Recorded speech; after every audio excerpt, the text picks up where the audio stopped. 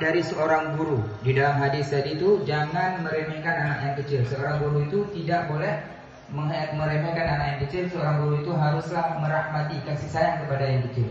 فالمعلم يحاول كل جهده ألا يضر بطالبه أبدا. Seorang guru muallim itu tidak boleh memukul ataupun mencederai seorang muridnya. فلا يجرحه بكلمة من الكلمات. Jangan sampai seorang guru itu mencederai hati daripada seorang murid dengan pembicaraannya. ولا يسبه. Jangan mencaci murid.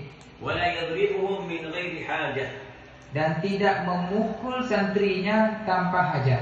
وإذا ضربه يجتنب الوجه. Dan apabila memang harus dipukul, maka jangan memukul di bagian wajah. ولا يزيل دما. Dan